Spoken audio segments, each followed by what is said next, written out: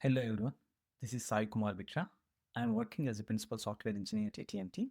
Today, I'm going to talk about scaling observability for real-time personalization engine.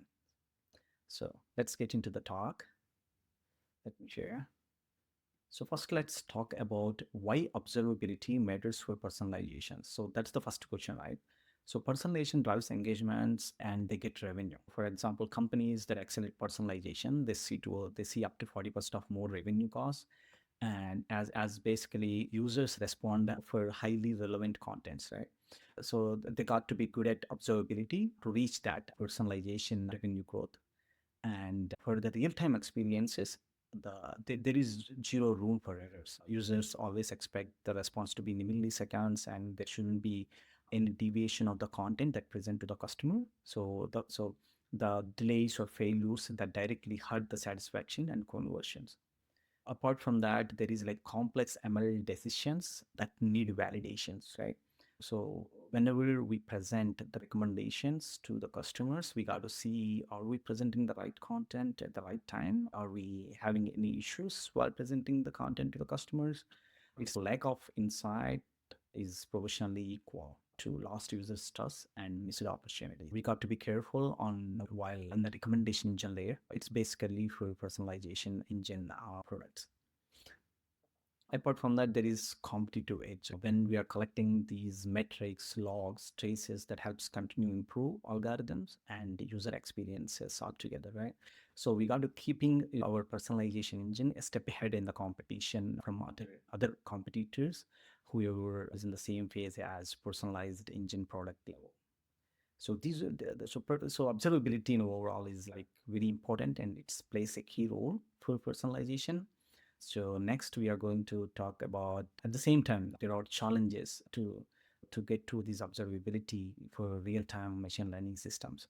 As I said, observability is important for personalization. At the same time, there are a couple challenges it has.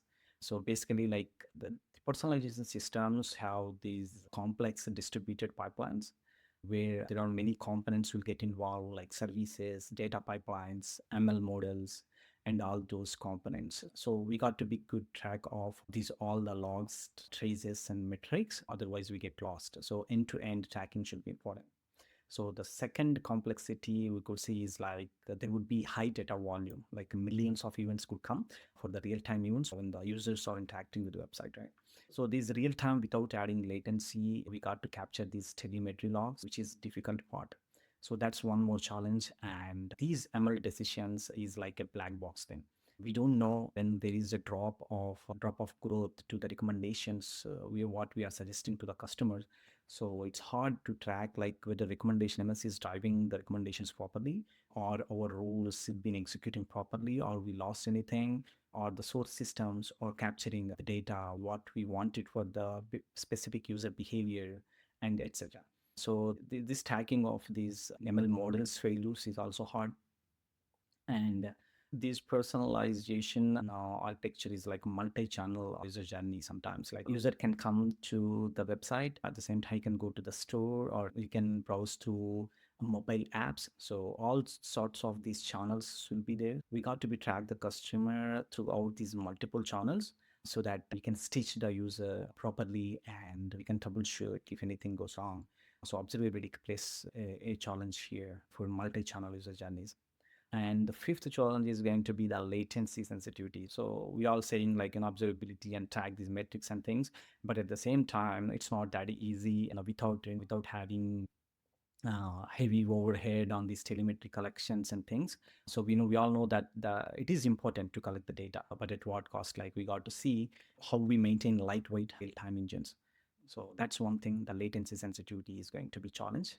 Yeah. Now, and next we are going to talk about a system architecture overview. So this is a typical representation architecture for real-time personalization engines, like where the request comes in to APIs and through APIs, and it goes to decision engine where that recommendation takes place. From there, it get interacts with the model service where models been written and rules been executed. And these model service interact with the data repo where the user profiles or whatnot other content recommendations would be placed in.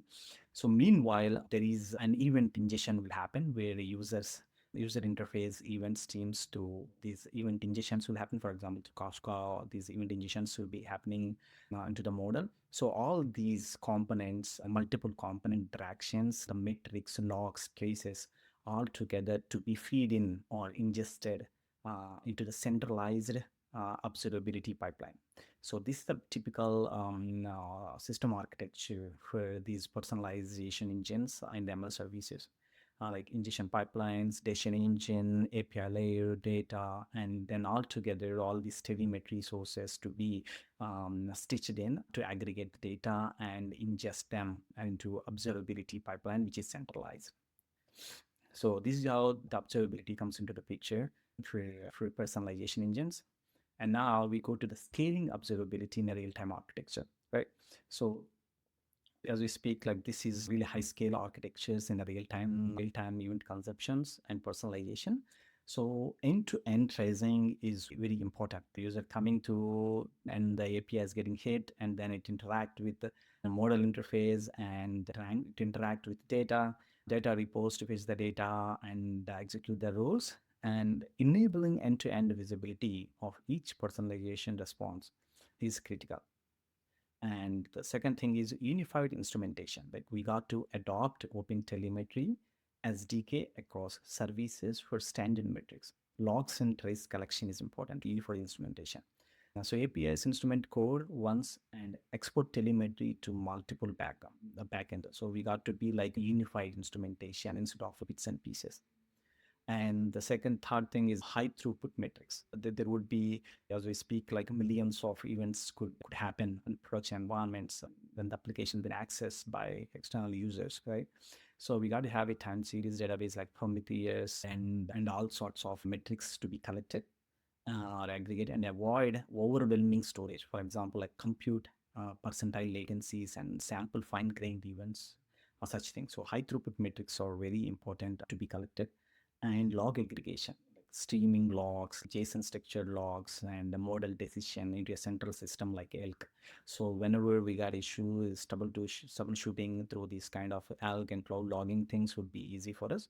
Like we can track them as like user sessions and through trace IDs and things. And the last thing is like scalable storage and retention. Like employee a backend that can handle high data volumes, like a scalable observability platform or data lake or long-term analysis.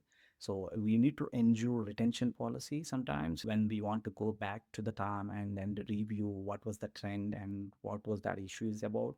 So historical trends can be analyzed without infinite storage growth. So we got to be careful about scalability of storage as well, part of this real-time architecture when we are scaling for observability.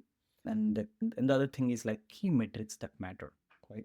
So there will be these key metrics which are important for the troubleshoot. We got to be collected. One is like latency and throughput, like measures how fast and how many recommendations we are served, and now how much SLA you would personalize the APIs been responding, and how API has been interacting with the model interface or for the data repos. Latency and throughput, one thing to be a key metric for us for observability.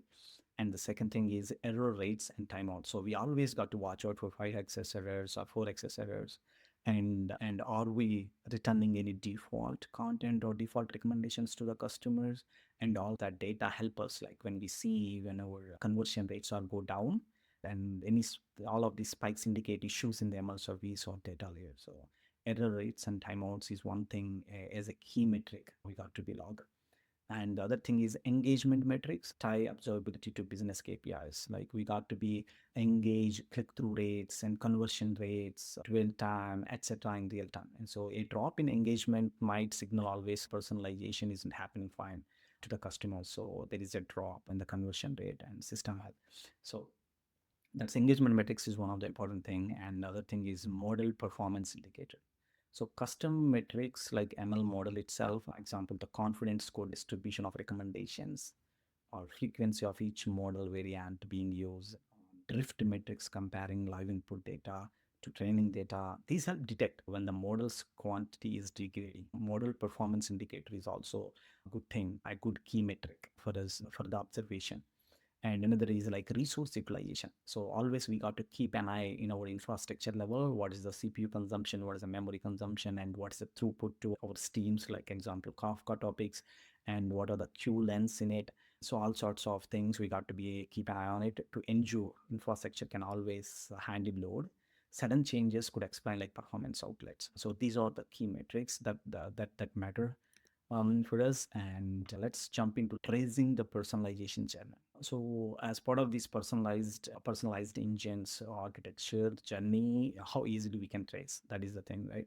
So we got to distribute trace example, like when a user visits personalization content and a trace follows through the request. So the request through the API to the decision engine and into the model service and to the database, right? So we got to be each segment level, we got to have a trace record. So we will know like how the interaction is happening among these components with the handshake. Apart from that, open telemetry for tracing, we got to have these open telemetry logs, traces, and metrics together, where we have to have this tracing in recommendation engine level. And after that, we got to have in a model interface and another at DB level. We chunked it into different levels to track what is happening and in which layer it is happening. To it would be easy later to visualize the call for. And bottleneck identifications. So traders always help to pinpoint which layer is taking time. For example, your API is taking this much milliseconds, and your DB interaction is taking this much level, and your model interface interaction is taking this much level. So it gives a clear, in-depth view of those metrics alone. It enables targeted optimization for us.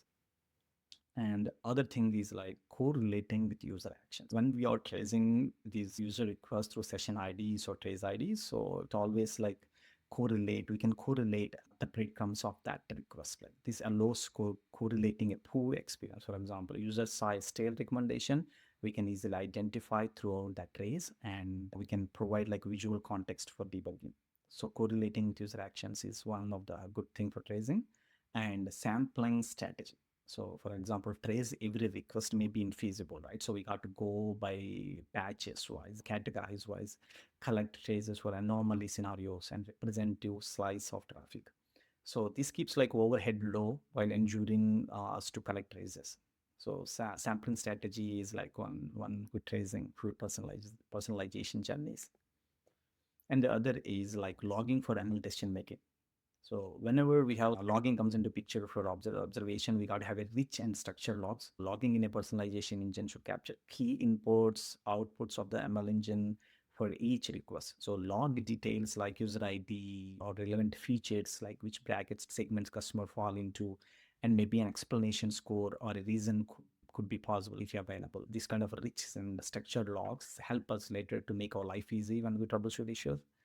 Apart from that, like we can enable root cause analysis. Like when something goes wrong, we always show like irrelevant content to the customer, right? So logs can reveal what the customer model saw. And for instance, log might show input user segment is null. Like that means like it didn't give the response as anticipated, it gave bad default recommendation to the customer. So root cause analysis, it enables us when we follow through this logging properly.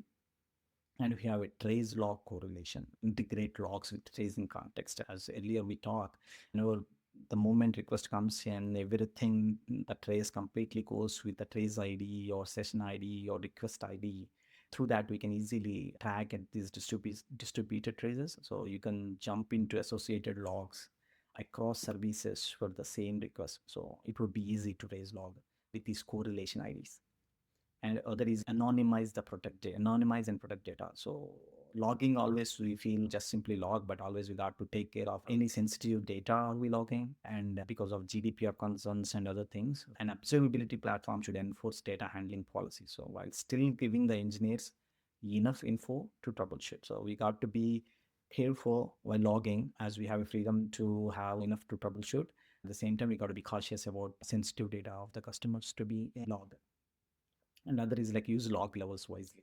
So whether you go with info log or error log or warning log, and we don't need to like puff up the logs. Like always make sure only warning level at what level we have to give, and error error logging type, which log patterns we need to be log. So it would be easy when we segregate, when we troubleshoot in the logs. We'll always see errors go first and then warning and then info for help.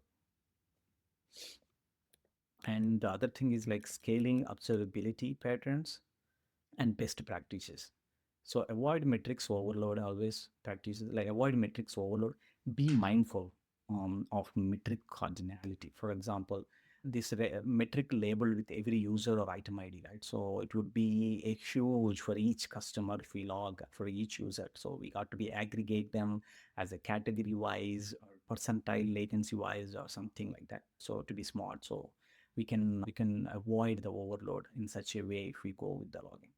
And trace and log sampling. We can go with the sampling of couple requests, and then we see the pattern and we can group them as, so we can go with reduces noise and cost for it. So while retaining diagnostic power.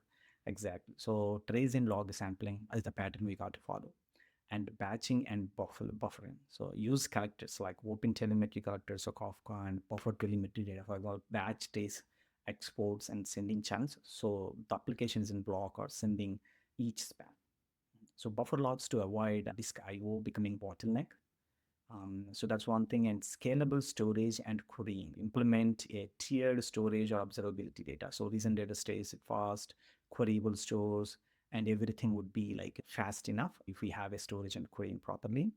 And other thing is like a resiliency of observability systems, like treat your monitoring pipeline, whatever that pipeline is about, and critical part of the system. Scale out your metrics and logging backends. Always set up alerts, don't forget about it. And the observability systems themselves, example, if the log forward lags or Prometheus is behind, an observability outage can be especially painful during a production incident. So we got to be mindful of that as well. And the other thing is like incident observability in action. The scenario is like silent model drift. It is when it tells about a story of which is an incident of observability into action. Imagine an engagement gradually dropped over a week for personalization field, and we are showing a component to the customer, and its engagement got dropped. Then component crashed, but component didn't crash, and the less visibility of those components by the customers, but the recommendations became less relevant. So without observability, the scenario is hard to track down what was happened to that components, right? So detection through metrics and alerts. So without strong observability setup, an alert fired when click-through rate or it got deeper 10% below baseline at the same time, the custom model drift metrics show the distribution. So input has shifted from training data, but this correlation hinted the model was no longer turned to current user behavior. So through that detection also it become hard to identify what was happened, right? And the next is like using traces to pinpoint impact. So engineers pulled up to distributed traces for user session, and they analyzed the things, and the traces showed normal latency and everything, but a pattern emerged, like many users received a default content. So that's where the devil lied in. So it indicated that model was unsure and it fall back to the default content which is recommended to the customers. So root cause logs. So the other thing is we could see the logs, as earlier we discussed what is a good things or metrics, key metrics to log. So we used to log for a model as well, or whether we recommended a personalized recommendation or a default content recommended to the customer. We could see in the logs like always a default content being recommended because customer is not fall into a specific segment.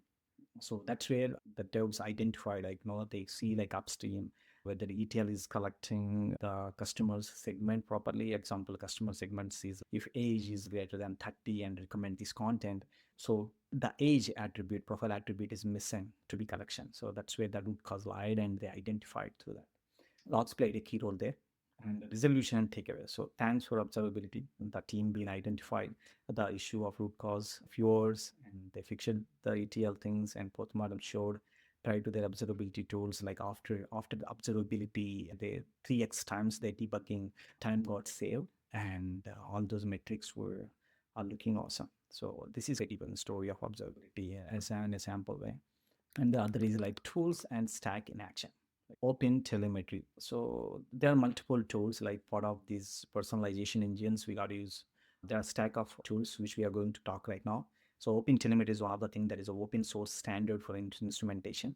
So it collects metrics, traces, logs in a unified way. So it comes up with SDKs, so we can integrate these into personalized microservices and allowing easy export of telemetry. And other is like Prometheus and Grafana. So all the metrics can be blended in, and they, even that heavy load at a big scale, it can easily. Grafana provides like dashboards, visualization, and from all the requests, high rates of requests as well. And we have distributed tracing system. So Jaguar again is deployed for tracing. So receiving spans from OpenTelemetry engineers. So distributed tracing system jargon Jekuna upgrade. So we can use those tools. And logging pipeline, example Elk, Elasticsearch, Logstation, Kibana, where we use like session IDs or user IDs that can be easily tracked and traced down. Even with multiple channels, the request comes through, we can stitch that customer request through, and we can easily troubleshoot those.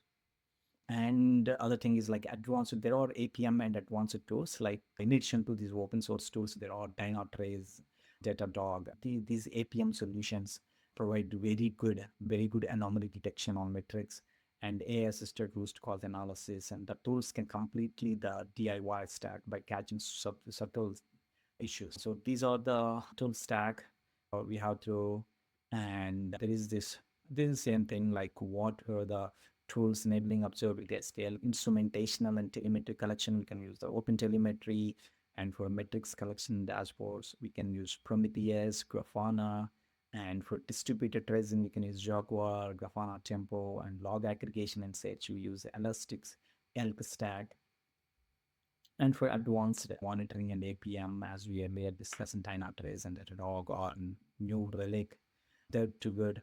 And for trace log storage at scale, Kafka or OpenTelemetry Collector or ClickHouse or Parallel on Data Lake. These are the good tools that could be helpful for personalization engine built-in products. So these tools really helpful for observability. And the other is like platform impact of scaled observability. So if we use these observability in a better way, so the impacts are going to be like dramatic reduction in outages. So there won't be much outages. Like now with robust observability, issues are caught and resolved faster. And one case study saw that resolution of these issues could be like improved by 75% after adopting modern observability practices. So it really helps for reduction in outages. And another is like improved performance and reliability. The team can identify bottlenecks and they can clearly see through where exactly we fall back in the performance stage, and they can improve those components performance. So they can easily solve the customer issues, and that is the important thing in the real time environment to deliver the quick thing with no issues. And then there is like higher confidence in deployment. So observability data gave developers a good boost. Like it's not even the internal developers, and for the external customers as well. Like push updates faster.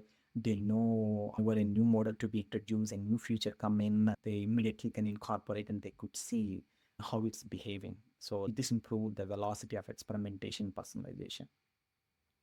And other is like a better alignment with the business goals. So because telemetry was tied into engagement metrics, right? So the platform team now speaks the same language as product owners. They can demonstrate how the latency been improved and everything. So so we got to be, yeah, now the product owners and business goals and developers could be aligned properly when we have a proper observability. So cost versus benefits and managed, like initially adding so much instrumentation raised concerns about like cost. Hey, we got to bring that tool and this tool, and now we have this cost being increased and everything, but at what cost to these all things? Or in fact, it brought a lot of observability. So a lot of insight to what's happening in our product. So sometimes putting money on those tools is like what why and compared to the revenue, what we are going to get after we have a good product. And next is like lessons learned and best practices. So always build in observability from day one. So don't bottom monitoring later. So design personalization systems with observability in mind. So always don't think about performance thing. Always think about observability. Once we deploy any product into the production or somewhere, we got to always think like how easily we can track like to troubleshoot if any issue comes in. So that's one thing. And treat logs, metrics, stages as first class citizen. So all three telemetry types hand in hand go. So we got to be detailed logging of the important components and things. So always treat those things as first class agents.